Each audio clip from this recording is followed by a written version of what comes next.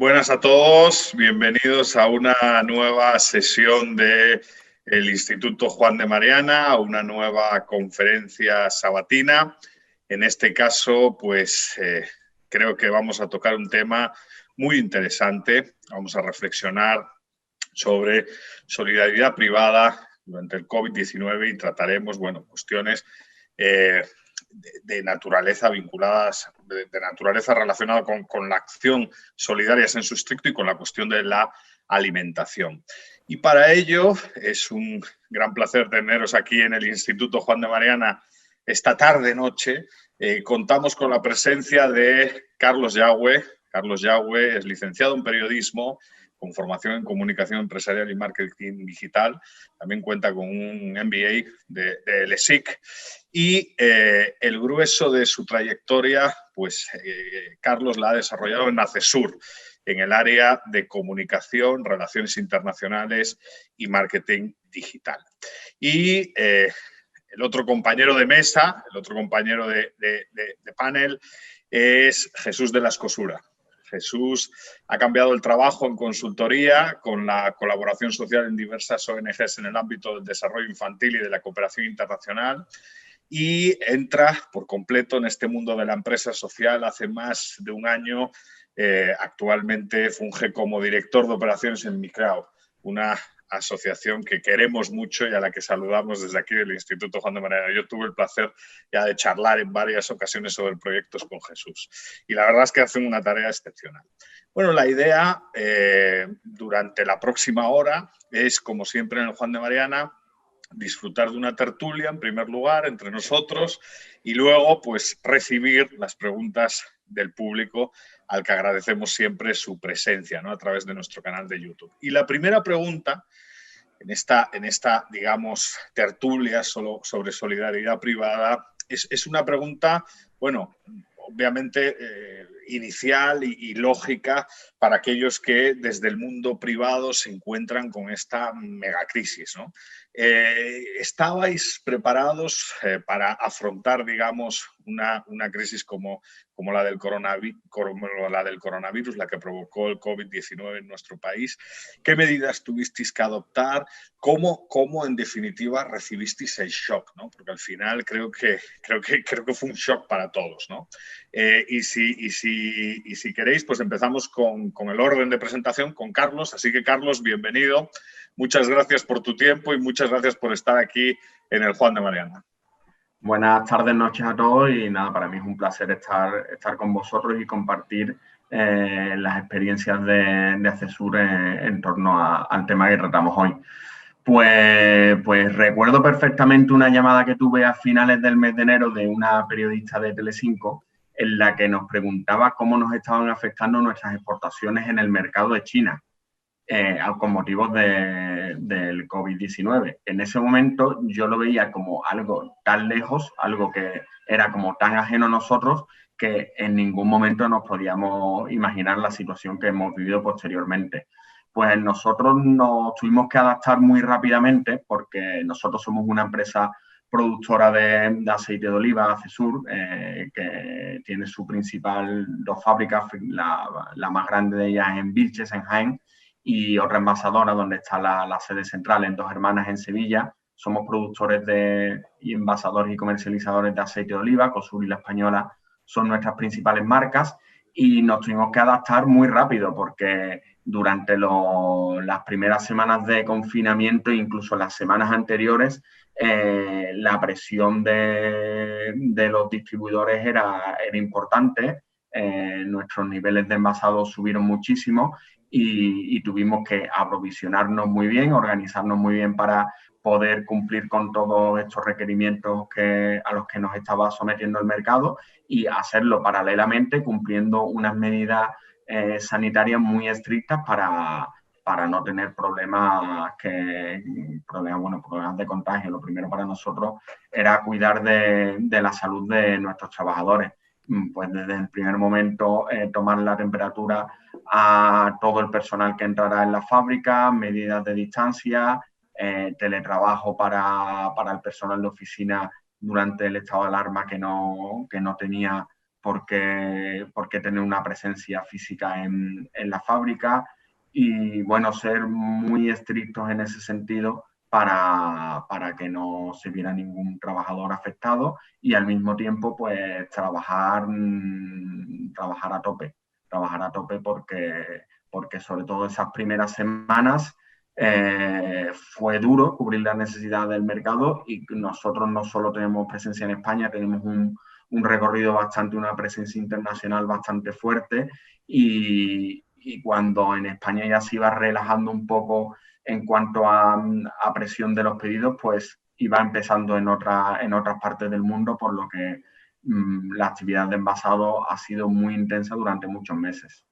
Claro, claro, no, imagino que ha sido como un golpe de realidad, en este caso un poco dramática, ¿no? Jesús, vosotros desde Microwd también operáis a nivel internacional y ¿cómo fue, no? ¿Cómo fue ese golpe? Además, tenéis muchas operaciones en América Latina, que es uno de los epicentros del COVID, ¿no? Y que sigue siendo uno de los epicentros del COVID a día de hoy todavía. ¿Cómo fue vuestra experiencia, Jesús?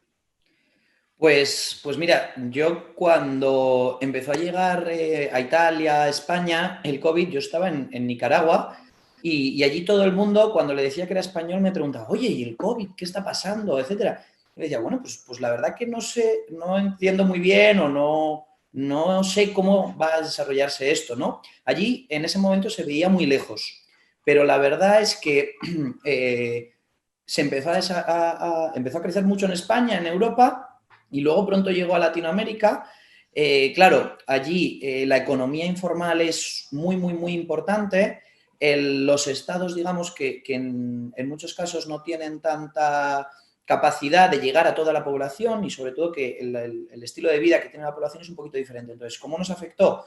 Pues uno de nuestros principales países donde operamos es Perú, ¿no? Nosotros allí estamos apoyando a mujeres emprendedoras para tratar de desarrollar sus comunidades y la verdad es que el gobierno instauró unas medidas muy fuertes de confinamiento desde muy pronto, ¿no? Entonces, al principio tuvimos que, obviamente, instaurar teletrabajo, tratar de hacer todo lo posible para poder mantener todos los empleos que teníamos en el país y vamos tomando decisiones casi a diario, teniendo reuniones diarias con la gente allí para entender qué era lo que estaba pasando, ¿no? Porque desde España pues no veíamos la realidad de la calle. Y luego, sin embargo, otros países como Nicaragua pues no tomaron medidas estatales, pero sí fue la población la que empezó a tomar medidas de confinamiento. Ellos mismos fueron los que se quedaron en su casa, las comunidades se organizaron para controlar los accesos, o sea, quién entraba y quién salía de la comunidad, etcétera, ¿no? Entonces, nosotros durante todos estos meses, como bien dices, sigue siendo el epicentro de la pandemia, pues seguimos muy, muy de cerca.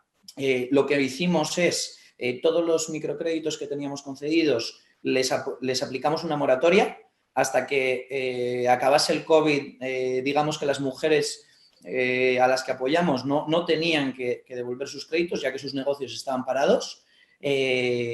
Y lo que hemos tratado de hacer ahora es fomentar o potenciar la inversión en negocios de primera necesidad, ¿no? Nos dimos cuenta de que a las comunidades más rurales no les estaba llegando comida, no les estaba llegando alimentos, medicamentos. Entonces, lo que hemos hecho ha sido, durante todos estos meses, nada más financiar proyectos de primera necesidad, para que esa farmacia que está en medio del medio rural nicaragüense pues pueda realmente ir a la ciudad y comprar los medicamentos que, lógicamente, encarecieron su precio muchísimo, ¿no? Porque ya no había distribución entre provincias. Entonces, bueno, de esa forma hemos tratado como de ir acompañando las necesidades que había en esas comunidades. La verdad que en el sector alimentario, que es un poquito el foco de hoy, en España vimos que de repente por un artículo en el periódico vimos que había lo que llamaban colas del hambre, ¿no? Había de repente muchísima gente que no podía ir a trabajar, que se había quedado sin trabajo y entonces no estaba pudiendo ingresar y no estaba pudiendo dar de comer a su familia. Entonces, nos quedamos un poco en shock y decidimos de un día para otro ver si podíamos hacer algo, ¿no? Entonces, en este sentido, como teníamos la empresa un poco parada, decidimos montar como una ONG paralela para que claramente no estábamos preparados a nivel organizativo, ni siquiera en cuanto a conocimiento. Nosotros vimos que las familias estaban teniendo muchas necesidades de alimentación, pero también de otros productos, ¿no? Nos llamaban familias que nos decían, ok, me están dando de comer un montón de iniciativas privadas que surgieron en ese momento, pero no tengo dinero para comprarle pañales a mi bebé de 3 meses, ¿no? Entonces nosotros lo que tratamos de hacer fue, con un poco de tecnología, que estas personas hicieran como una lista de la compra de qué cosas ya tienes y qué cosas necesitas, ¿no? Entonces nos dirigimos mucho a dar a este tipo de personas aquí en Madrid lo que necesitasen en su despensa en ese momento. O sea, lo que no necesites no te lo vamos a llevar, pero de lo que tengas falta sí, ¿no? Medidas que tuvimos que tomar, pues primero tuvimos que cambiar los estatutos de nuestra organización en España para poder operar legalmente, para poder realizar este tipo de actividades.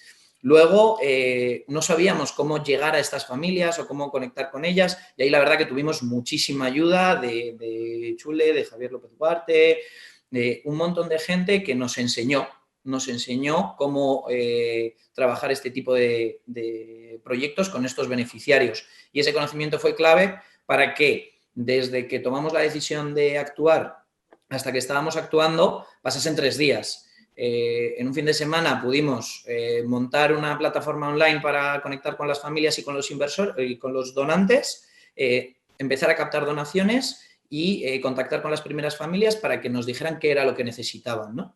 Entonces, a raíz de eso, pues fuimos poco a poco teniendo más financiación, más voluntarios, más familias que realmente lo estaban necesitando, y nos fuimos organizando. La verdad es que fuimos aprendiendo sobre la marcha porque era una actividad que no conocíamos, ¿no? Entonces, bueno, pues con mucha curva de aprendizaje y sobre todo con mucha ayuda de gente que sabía más que nosotros, pues pudimos dar forma a un proyecto que al final, bueno, pues pudo llegar a unas 400 personas aquí en Madrid, ¿no?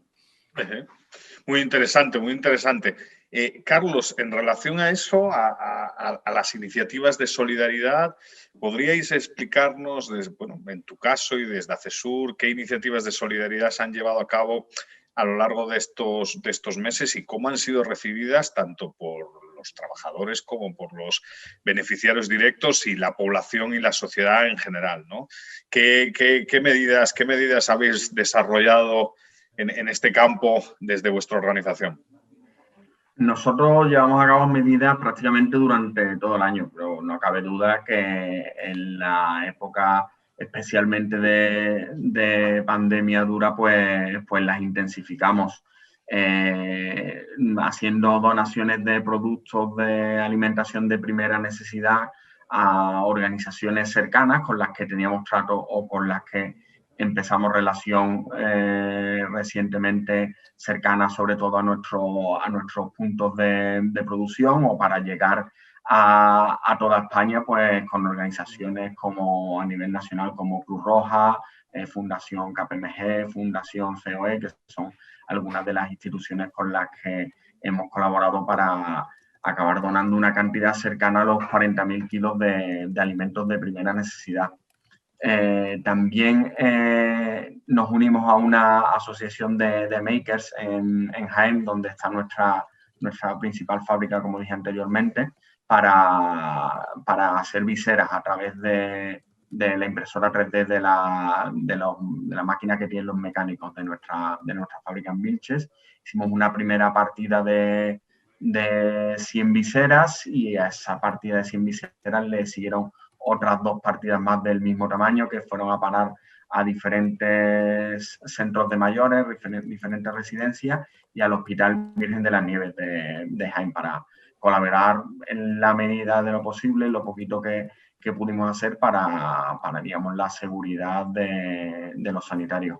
Y la empresa también tomó la decisión de recompensar a las personas que más han trabajado en nuestra organización, más han trabajado y más expuestos han estado, porque eran los que tenían que estar presencialmente sí o sí, que eran los operarios de fábrica, que durante el estado de alarma pues pudieron disfrutar de un 10% de aumento salarial durante todos esos meses.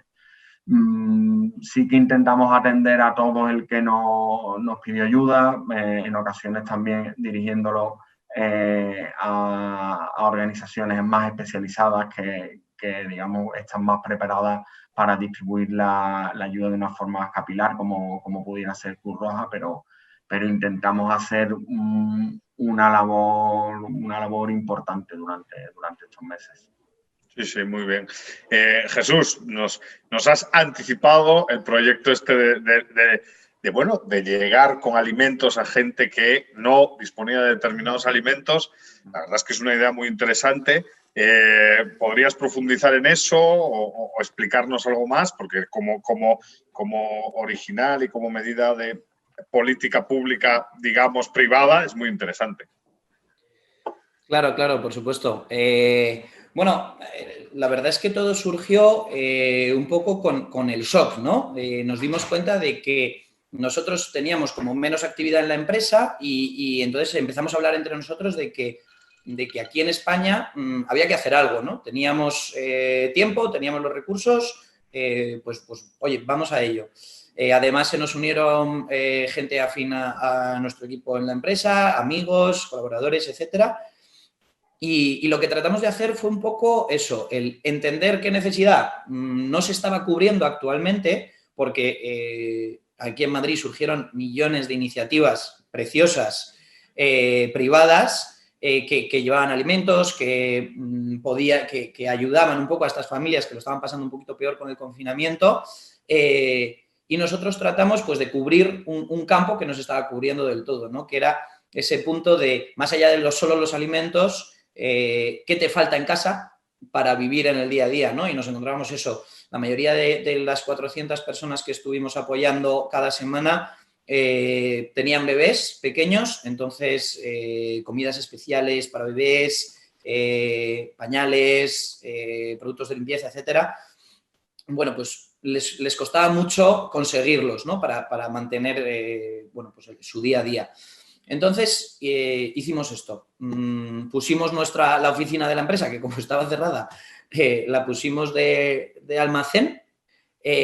Conectamos con varios proyectos que nos derivaron familias a los que ellos no estaban siendo capaces por volumen de acoger en sus programas. Y lo que para nosotros era muy importante eran dos cosas. La primera es poder adaptar la ayuda que dábamos a la necesidad real que tuviera cada familia, ¿vale? Y eso, gracias a la tecnología, lo pudimos hacer de una forma sencilla. Y la segunda, que era dar tranquilidad a esas familias. No nos valía el hoy te voy a dar de comer, pero no sé si la semana que viene te voy a poder dar de comer.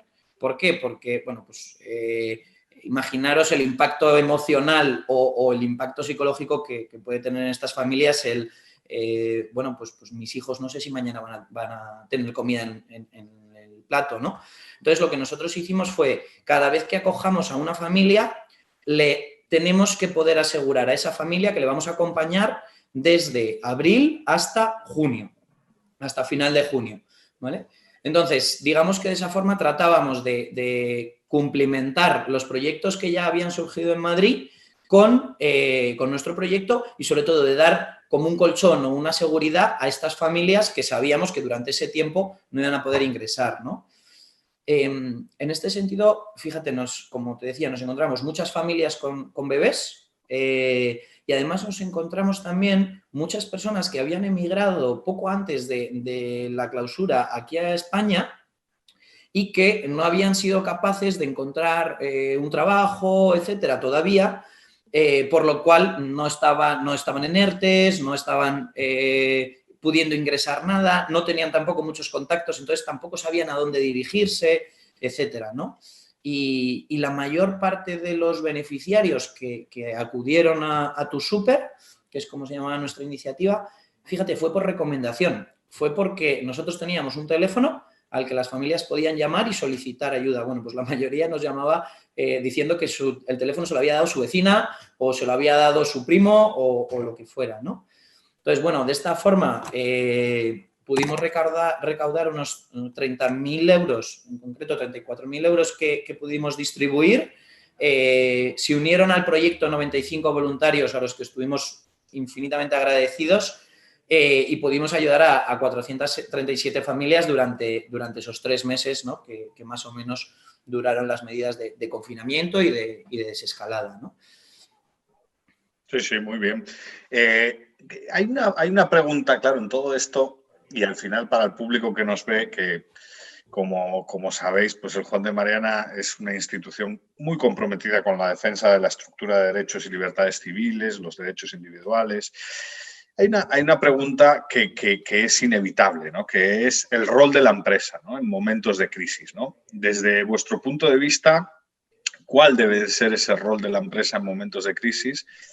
Y en general, ¿qué opináis sobre responsabilidad social corporativa y todo lo que tiene que ver con solidaridad? Viéndolo visto, pues creo que la opinión es bastante clara, ¿no? Porque al final ambas organizaciones han sido terriblemente benévolas con la población, solidarias con la población. Pero por profundizar y por explicar un poquito al público que nos ve, ¿qué opináis en ese sentido? Y le paso la palabra, pues como siempre, siguiendo el orden de esta tertulia, a Carlos. Nosotros creemos que en tiempos de crisis, pues la empresa privada tiene que ser un complemento, ¿no? a lo que haga el Estado, que siempre es que el que tiene la mayor capacidad y que llevar el mayor peso, pero a nosotros no nos cabe duda que la buena posición que tenemos en el mercado nos la ha dado a la sociedad, nos la han dado los consumidores que han puesto su confianza en nosotros. Y creemos que como empresa pues le tenemos que devolver a la sociedad todo lo bueno que nos ha dado. Y creemos firmemente en ayudar a todo aquel que esté en una posición más desfavorecida y bueno, tenemos un poco como referencia, no solo nosotros, creo que cada vez más empresas, todos los puntos del Objetivo de Desarrollo Sostenible, los ODS de la ONU.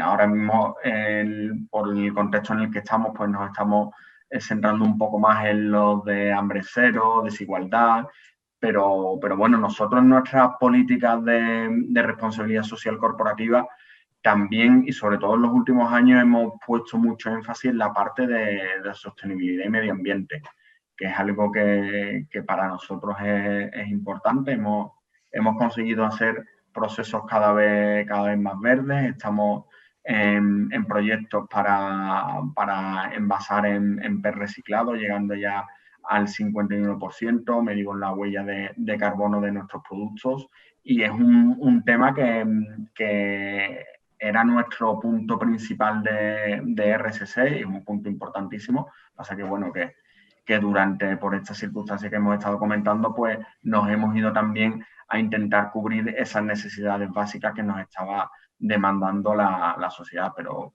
yo creo que no solo es el caso de estas dos compañías que estamos aquí presentes hoy, sino que han sido cada vez más y lo hemos visto prácticamente a diario, empresas que han querido ayudar y creo que no con fines de publicitarios o con fines de intentar de que digamos que sus buenas acciones se fueran viendo, sino porque lo creen de verdad, porque creen de verdad que tienen esta obligación y que es bueno para el entorno en el que están. Jesús, bueno, MiCrowd se define como una empresa social, ¿no? Entonces, en ese sentido, pero en ese sentido, y desde tu punto de vista o vuestro punto de vista, ¿qué opináis? ¿Cuál debe ser ese rol de la empresa y del emprendimiento y cómo encaja, digamos, la organización en una determinada sociedad? Que, bueno, que estamos hablando en términos nacionales, pero también puede ser globales, ¿no? ¿Cómo encaja en el mundo, ¿no? La organización. Pues efectivamente, Eduardo, yo creo, Carlos, que tú has dicho algo muy interesante, que además hemos podido ver durante estos meses, que es que muchísimas empresas, y no solo empresas, sino personas, se han volcado ante un problema común muy presente en nuestras vidas y han surgido infinitas iniciativas y maneras muy nuevas como de solucionar los problemas que estaba habiendo, ¿no? Para mí eso es una muestra tremenda de que la capacidad de que las organizaciones o las personas generen impacto social, existe en nuestra sociedad, ¿no? Entonces, para mí, ¿cuál es el rol de la empresa? Y como dices, no tienes que ser solo local o nacional. Puede ser global, ¿no? Porque este problema precisamente que estamos comentando hoy nos ha afectado a todos. Yo creo que la empresa tiene 3 grandes ventajas sobre los grandes organismos institucionales o estatales o mundiales. La primera es que está muy cerca del mercado, ¿vale? Una empresa constantemente está recibiendo feedback por su actividad de qué es lo que está pasándole a sus clientes. La segunda es que tiene equipos y herramientas de innovación que ya aplican su negocio constantemente. Y la tercera es que es capaz de tomar decisiones muy rápidas y de pivotar sus modelos de negocio muy rápidamente, ¿vale? Entonces, si juntas estas 3 fortalezas que tienen las empresas a día de hoy, su rol está claro, que es anticiparse. Si una empresa es capaz de detectar los problemas sociales muy rápido porque está cerca de las personas que los están viviendo, es capaz de encontrar soluciones innovadoras, como hemos visto en la pandemia, en la producción de respiradores, como hemos visto en la distribución de mascarillas o incluso en la distribución de alimentos. Incluso empresas que se dedicaban a buscar comida que se iba a tirar para repartirla a gente que no tenía, ¿no? ¿Cómo han surgido modelos de negocio o de ayuda que antes no existían, ¿no? Entonces, esa capacidad de innovación, si las empresas se han dado cuenta de que la pueden poner al servicio de los problemas sociales. Y para mí esto que ha pasado durante la pandemia es lo que debiera ser el rol de la empresa constantemente. Es decir, una organización cerca del mercado y capaz de anticiparse a poner soluciones. Si con esas soluciones además gana publicidad o gana posicionamiento y por lo tanto los clientes le quieren más o incluso los empleados están más contentos de trabajar en una empresa que con cierto ambiente social, pues yo creo que es apasionante. Y yo creo que cuanto más gane una empresa apoyando problemas sociales, más lo hará. ¿Por qué? Porque verá que puedes tener un modelo de negocio donde además de ganar dinero, arregles soluciones, problemas que hay en la calle.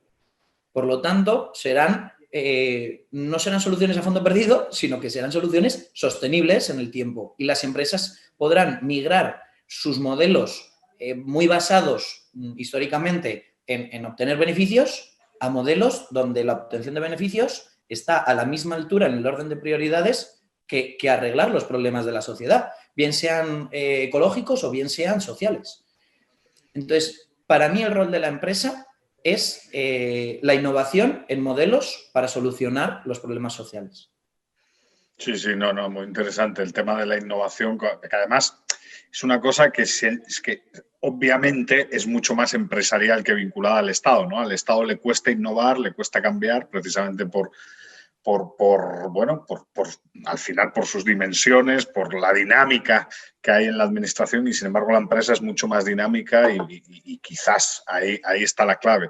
Hay algo que definitivamente tenemos que preguntar y son las dificultades, ¿no?, que se encontraron pues las organizaciones que hoy tenemos en esta tertulia a la hora de responder a la situación que se produjo durante el estado de alarma, ¿no? Y si se podrían mejorar esa situación, porque bueno, definitivamente viene una segunda crisis, bueno, ya estamos sumidos en una segunda crisis, por lo menos en algunas partes de España, y otra vez, pues de lo que hay que preocuparse es de que precisamente las empresas sean organizaciones que agreguen valor, que tengan la capacidad para ser solidarias en sus comunidades y en sus sociedades y de lo que se trataría es de no machacar, digamos, a las empresas y a las organizaciones, ¿no? ¿Qué dificultades, así a modo para todos los que nos están viendo, qué dificultades se encontraron a la hora de responder a la situación que se produjo con el estado de alarma y con todo ese, yo no quiero llamarlo caos porque evidentemente no fue un caos, fue una situación que sorprendió a todo el mundo, ¿no? Pero en cierto sentido imagino que sí hubo desorden, ¿no? Y desorden en todo, ¿no? En relaciones con la administración, a nivel interno. ¿Cuáles fueron las mayores dificultades? Y le paso el micrófono a Carlos. Bueno, las primeras semanas fueron un poco confusas en cuanto a falta de información de un mensaje claro en el que acerca de cómo hacer las cosas, de en qué situación estábamos y demás. Pero bueno, nosotros somos una empresa que tenemos un cierto volumen, pero también tenemos una capacidad, como había comentado Jesús, para ser flexible e irnos moviendo de forma ágil para ir superando los problemas. Una cuestión que para nosotros fue complicada y que era el tema de la hostelería, por ejemplo. Pues allí tenemos nosotros un proyecto muy potente para este año bueno, que lo hemos tenido que parar, le hemos tenido que cambiar el ritmo y ahora cuando lo retomemos, pues lo retomaremos adecuándonos a las circunstancias en las que está el mercado en estos momentos. Pero sí que ha sido un test importante para nosotros de agilidad y de flexibilidad como compañía. Claro, claro. ¿Qué opinas, Jesús? ¿Cómo vivisteis eso y qué dificultades hubo ahí a corto plazo para sobrevivir, digamos, en esa situación de crisis?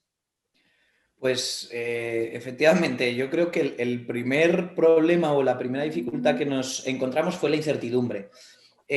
No sabíamos muy bien ni cuánto iba a durar, ni cómo iba a afectar, etcétera, pero tampoco sabíamos muy bien cómo iba a reaccionar o cómo se iba a mover la legislación, ¿no? Y esto lo destaco porque es algo que nos hemos ido encontrando a lo largo de estos meses, tanto en nuestro proyecto internacional MiCrowd como en el proyecto nacional que tuvimos en Madrid de Tu Súper, ¿no? Tuvimos que ir solventando ciertos desconocimientos o ciertos escollos donde la legislación no nos permitía hacer o lanzar todo lo que queríamos tan rápido. Entonces, bueno, al final siempre hay soluciones, por supuesto, pero sí que es algo que en un principio la poca flexibilidad nos dificultó dar algunos pasitos, ¿no? ¿Por qué? Porque en tiempos de crisis las cosas cambian muy rápido, entonces las leyes no cambian tan rápido nunca como la vida. Y luego, por otro lado, nos encontramos, sobre todo aquí en Madrid, el problema del desconocimiento, ¿no? Nosotros dijimos, ok, tenemos que hacer algo, queremos hacer esto, pero teníamos, por ejemplo, mucho miedo de que si montábamos una iniciativa en la que íbamos a captar dinero, hacerle la compra a las familias y luego distribuírsela, ¿cómo hacemos todo esto para no transmitir el virus, ¿no? ¿Qué medidas tenemos que seguir a rajatabla, etcétera? Tuvimos la suerte de que en el equipo pues contábamos con gente muy, muy experta que nos pudo dar muchísimos consejos y nos pudo armar protocolos, etcétera. Pero al principio era algo de lo que teníamos un poquito de miedo. Y luego nos encontramos también, digamos, una dificultad que fue importante, que es el volumen tan grande de personas que estaban necesitando la ayuda, ¿no? Entonces, ¿de qué forma distribuimos esos recursos que teníamos, que podíamos ir captando poco a poco, de la mejor forma posible, ¿no? Y de nuevo, tratando de mejorar cada día o de innovar cada día, conseguimos reducir a más o menos la mitad el coste de cada compra que hacíamos, llevando los mismos productos prácticamente. Entonces, bueno, creo que es muy importante el nunca parar de repensar los modelos en este sentido. ¿Por qué? Porque se te puede ocurrir una buena idea o una mala idea, pero siempre puede ser mejor. Entonces, nunca parar de pensar en cómo hacerlo mejor, nunca quedarnos tranquilos con lo que estamos haciendo, ¿no? Muy bien, muy bien. Bueno, pues ya llevamos casi 40 minutos de tertulia, ya son las 8:38 y ya hay algún comentario, alguna pregunta de la gente que nos está siguiendo por el canal de YouTube o nos mandan también preguntas por vía interna. Bueno, ya sabéis cómo funciona esto. La cosa es que hay una pregunta muy interesante en relación a la comunicación y a las redes sociales, ¿no? ¿Cuánta importancia han tenido las redes sociales para que la empresa bueno, la pregunta va dirigida más a Jesús, pero yo creo que la podemos hacer para ambos. ¿Cuánta importancia tienen las redes sociales en todo lo que es la gestión de la solidaridad? O sea, eso es un poco lo que nos están preguntando, ¿no? Literalmente dice cuánta importancia le dais a la existencia de las redes sociales para que vuestra empresa pues, se desarrolle bien, ¿no? Obviamente la pregunta va dirigida a Jesús, empresa solidaria, pero podemos también hacérsela a Carlos, porque a lo mejor muchas de estas acciones solidarias que habéis puesto en práctica pues han sido fruto de la presencia en redes sociales, ¿no? Entonces, en ese sentido, si quieres, Jesús, responde tú primero la pregunta que iba más dirigida a ti y luego le pasamos el micro a Carlos, ¿no? Te la leo literalmente la pregunta: ¿cuánta importancia le dais a la existencia de las redes sociales para que vuestra empresa solidaria se haya desarrollado bien? Vale, pues muchas gracias. Bueno, la respuesta es máxima, yo creo. Y un poco por qué. En la iniciativa de Tu Súper, las redes sociales fueron nuestra ventana al mundo para decir, oye, somos 7 u 8 personas que hemos decidido hacer algo. Entonces, a través de redes sociales más personales o más públicas, fuimos capaces de captar el dinero, ¿vale? Y no solo captar dinero, sino además captar a esos 96 voluntarios que nos vinieron por redes sociales. Es decir, no solamente son importantes para difundir las iniciativas a la hora de financiarte o a la hora de posicionar una marca, sino que son muy importantes, yo creo, también para captar todo el talento y toda la gente que está dispuesta a que su vida o una partecita de su vida le sea útil a los demás. Entonces, yo creo que hay mucha gente que en su casa quiere ayudar, quiere participar en este cambio social, y creo que las redes sociales son la mejor forma de llegar a esas personas y, sobre todo, de dar a esas personas la oportunidad de contactar directamente con programas, con proyectos, con aspectos relacionados a sus intereses, y que se puedan unir a estos proyectos, ¿no? Y necesitamos tanto captación de fondos como gente dispuesta a cambiar el mundo. Entonces, yo creo que las redes sociales son, en este sentido, una ventana doble y súper importante. Carlos, ¿qué opinas? ¿Habéis explotado las redes sociales en todo lo que ha sido vuestras acciones o tenéis otros mecanismos, ¿no?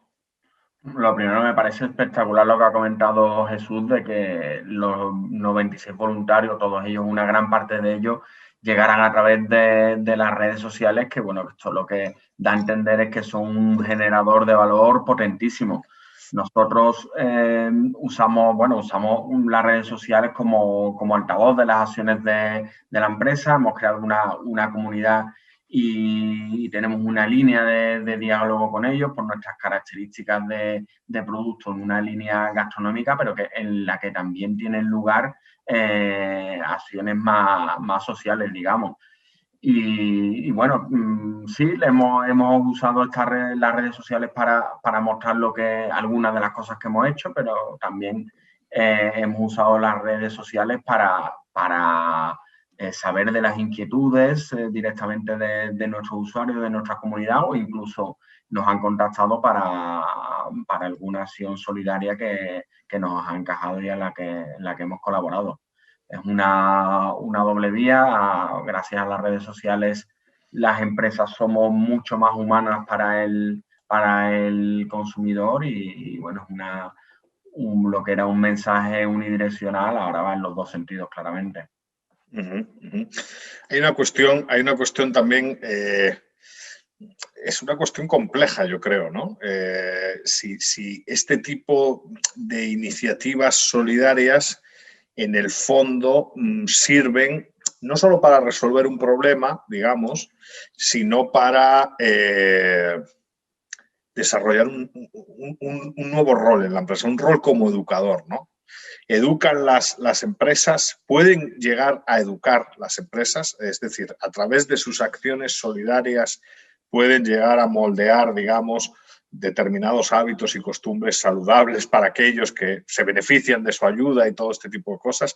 Una pregunta muy profunda, muy compleja, que también le vamos a dar la palabra a Jesús para que reflexione sobre este tema, que sin duda es muy relevante, ¿no? O sea, cómo esa instalación en el mundo de la empresa puede contribuir a través de su acción cotidiana a, pues eso, mejorar los hábitos y costumbres de un determinado grupo social, ¿no? A cambio de la ayuda, pues decir, oye, establece la ayuda sí, la solidaridad sí, pero hay unas reglas y podemos mejorar nuestra convivencia fruto de este tipo de acciones.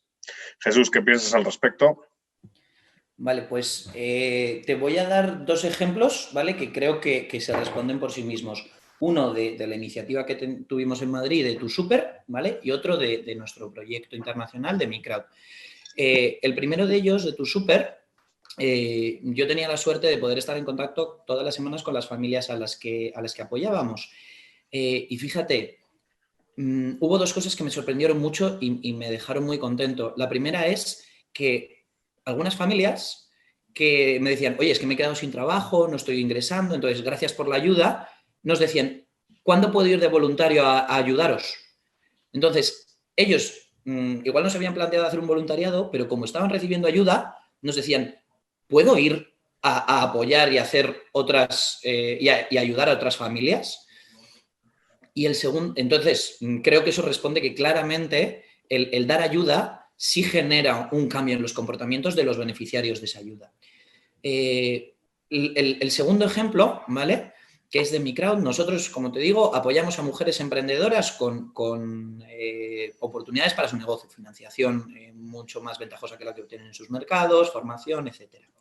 Bueno, pues un 17% de las personas que trabajan ahora mismo en Mi Crowd son personas que empezaron siendo receptoras de la ayuda, siendo receptoras del impacto social.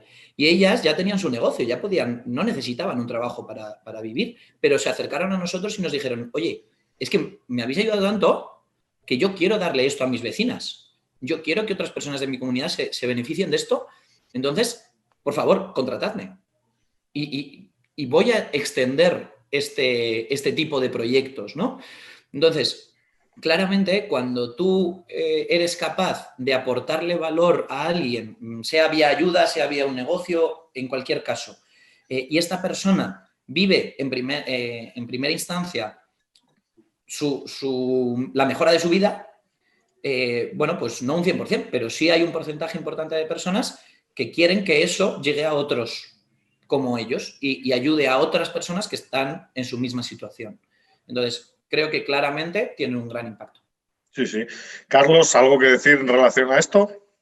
Bueno, yo no he tenido digamos, el contacto tan directo que ha tenido Jesús, pero sí ahí me gustaría comentar de una acción que llevamos 5 años desarrollando junto a otras empresas y que sí que me consta que algún beneficiario en ediciones posteriores ha sido voluntario, ha pasado de beneficiario a voluntario. Y bueno, está claro que la gente, por regla general, tiene la necesidad un poco de devolver, cuando está en una mejor situación, lo que le han dado, sí, ayudando a otras personas. Eso sí que lo hemos podido vivir. Sí, sí, sí. Algo, bueno, al final esta serie de tertulias y la página web que desde el Juan de Mariana se ha desarrollado sobre solidaridad privada y tal, es precisamente un poco poner en valor, en primer lugar, la sociedad, la fuerza de la sociedad para afrontar crisis, ¿no? Y en segundo lugar, hombre, tener en cuenta que sin empresas pues no hay futuro, ¿no? No se puede construir país, no se puede construir, no se puede avanzar, no se puede generar prosperidad, no se puede avanzar, en definitiva, ¿no? Y es un poco poner en valor a la empresa, a los emprendedores y a la sociedad civil, porque en realidad, y aunque hay mucha discusión sobre esto, la empresa es parte del ADN de la sociedad, ¿no? Una pregunta que nos han enviado y que creo que es muy importante es: ¿cuál es vuestra opinión sobre la percepción de las empresas, ¿no? En España parece que muchas veces la empresa siempre se ha visto con desconfianza, ¿no? Y yo creo que, por ejemplo, durante los meses de la crisis del COVID y de la pandemia, la imagen de la empresa ha mejorado muchísimo, ¿no? Han sido las empresas las que han asegurado, pues, toda la producción alimentaria y toda la distribución de alimentos para que la sociedad pudiese alimentarse, ¿no? Han sido las empresas las que han asegurado también flujos, digamos, de distribución de mascarillas, de productos de primera necesidad, de tal. ¿Cómo veis esa imagen de la empresa y del emprendedor en un país como España, que, bueno, que precisamente no es uno de los grandes países a la hora de valorar a las empresas, ¿no? ¿Qué te parece, Jesús, reflexionar sobre esto? Esto es un tema ya complicado, muy sociológico, pero yo creo que es fundamental porque estoy convencido que España es una sociedad muy fuerte. Pero hay que tener como más valor para atreverse, ¿no? Jesús decía, hay que atreverse a cambiar el mundo. Y al final los que se atreven a cambiar el mundo suelen ser emprendedores, ¿no? Que se la juegan. Y todo el equipo que va con el emprendedor, ¿no? Entonces, en ese sentido, claro, el emprendedor tiene que tener mucho valor social, o debería tener valor social, como agente de cambio, como innovador, como persona que se preocupa de hacer más eficientes los procesos. O sea, todo eso beneficia la convivencia y beneficia a la sociedad, ¿no? ¿Qué piensas en ese sentido, Jesús? Porque ya me pongo a filosofar y yo empiezo a defender el emprendimiento a tope, ¿no? Pues mira, Eduardo, en este sentido, yo creo que el emprendimiento social desde la empresa en España es relativamente nuevo. Quiero decir, España siempre ha sido un país con muchísimas aportaciones solidarias, y si ves datos europeos, etcétera, por per cápita, siempre ha sido considerado un país solidario, ¿vale? Pero creo, y esto es opinión propia puramente, que se considera o se tiene un poco de miedo a que si una empresa, como empresa, gana dinero generando un impacto social o generando un bien social, se tiene miedo a que lo haga simplemente por ganar dinero, no lo haga realmente por la sociedad, ¿no? Y esto por conversaciones que cuando empiezas a trabajar en una empresa social, pues la gente te pregunta. Entonces, ¿cuál es mi opinión? Yo creo que aquí las empresas tienen que demostrar que bien lo hagan por ganar muchísimo más dinero o bien lo hagan porque realmente crean en mejorar la sociedad, tienen que demostrar que son útiles. Son útiles realmente, como tú decías, para cambiar el mundo, ¿no? Creo que ahora mismo en España hay muchas empresas, tanto sociales como tradicionales, que están demostrando que realmente creen en una sociedad mejor y que realmente están teniendo iniciativas, pues como las que nos está contando Carlos, que son una pasada y que son muy buenas para ayudar a la sociedad, ¿vale? Y creo que poco a poco se va a ir demostrando que el emprendimiento es una buena solución. El fondo perdido, digamos, las ONGs, etcétera, son muy necesarias, pero no son la única forma de aportar a la sociedad. Entonces, yo creo que ante ese estigma de miedo a que si ganas dinero no puede ser que ayudes a los demás o no es válido, creo que las empresas ahora mismo, y en la pandemia se ha notado, están empezando a demostrar que realmente son una alternativa y que son una alternativa sostenible y sobre todo que puede existir un sistema económico que además de ganar dinero ayude a la gente. Sí, sí, sí. Carlos, ¿qué opinas tú? Porque además vuestra acción es en un sector que fue un sector clave en la pandemia, ¿no? O sea, sin vuestro trabajo diario, sin esa coordinación a corto plazo con gente, de decir, imagino el Departamento de Recursos Humanos, quién se queda en la casa, quién está en planta, cómo hacemos esto, cómo nos coordinamos. O sea, habéis tenido retroalimentación de decir, oye, muchas gracias por todo lo que habéis hecho, porque habéis asegurado suministros, habéis asegurado producción, habéis facilitado que la gente pueda seguir con sus hábitos y costumbres de alimentación. Yo creo que si eso no es primera necesidad, ¿qué es primera necesidad, ¿no? ¿Qué piensas, Carlos, al respecto?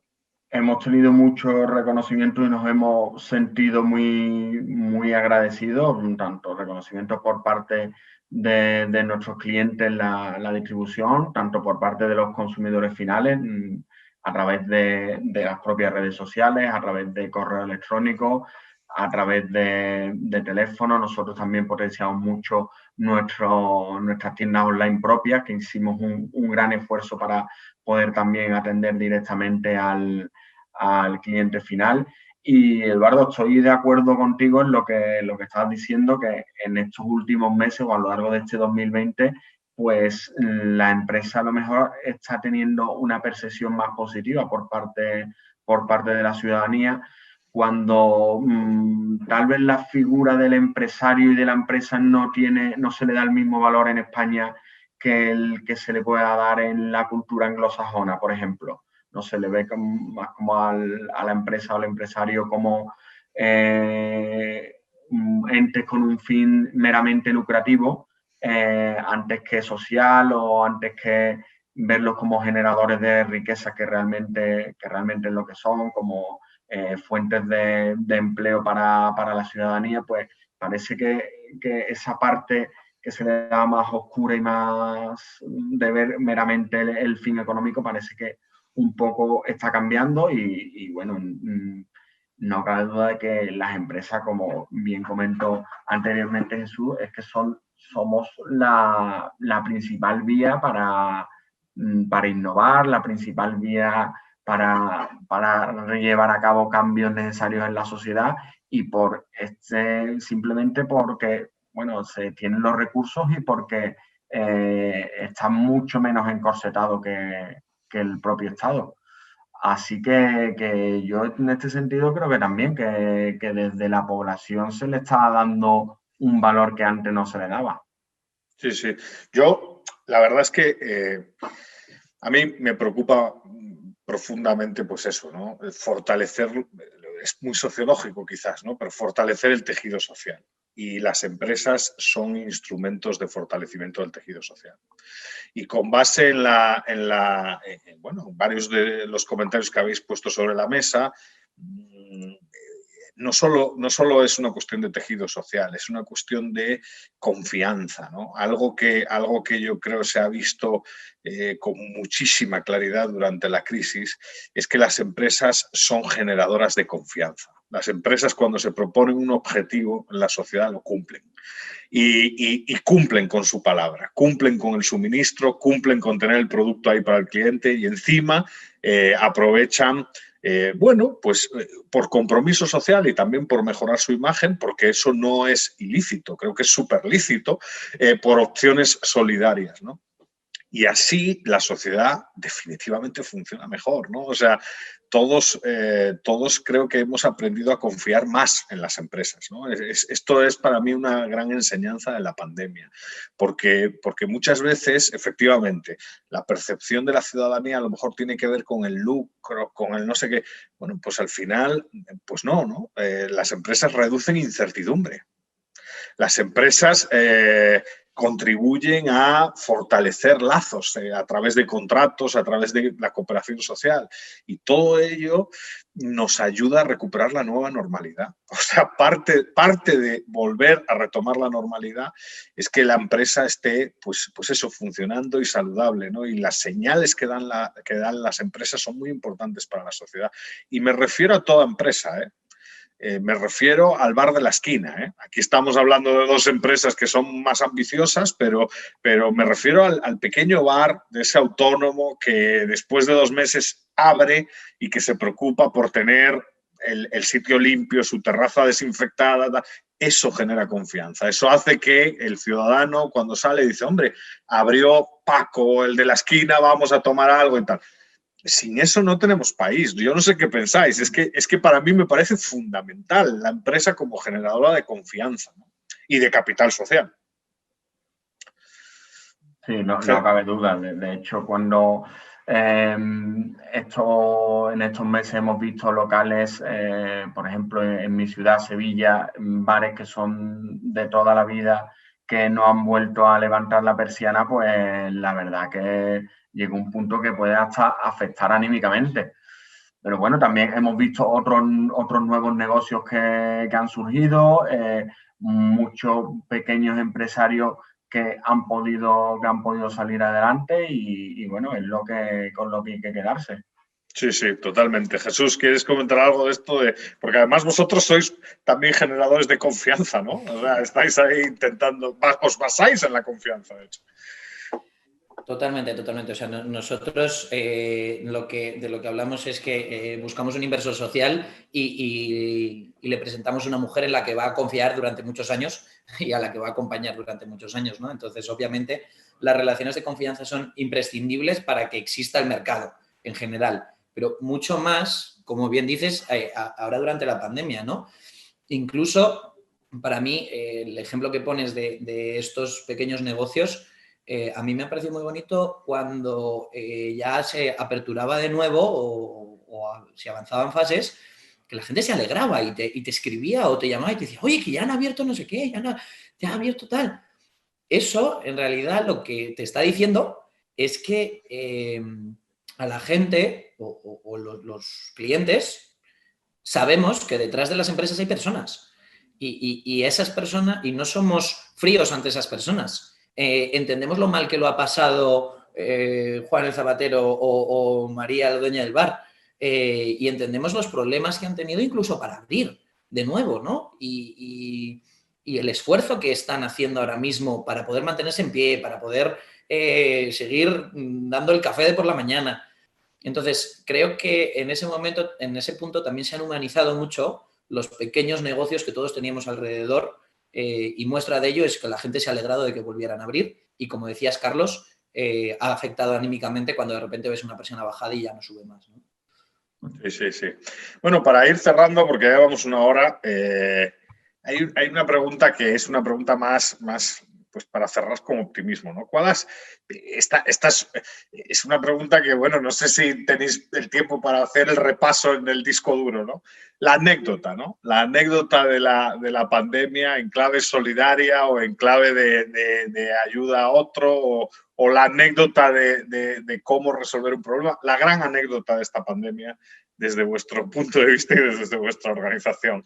Para cerrar, ¿no? Porque al final, y esto es importante, que se tenga claro, la empresa reacciona ante entornos de incertidumbre y suele reaccionar bien.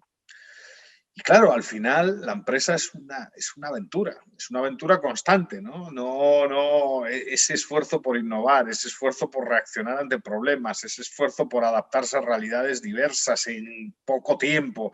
Esto merece, sin duda alguna, un gran reconocimiento por parte de todos, ¿no? Y sin duda, o sea, en el Juan de Mariana reconocemos ese elemento esencial que para una sociedad saludable son las empresas. Pero si tenéis anécdotas y si no tenéis anécdotas, pues los dejamos aquí.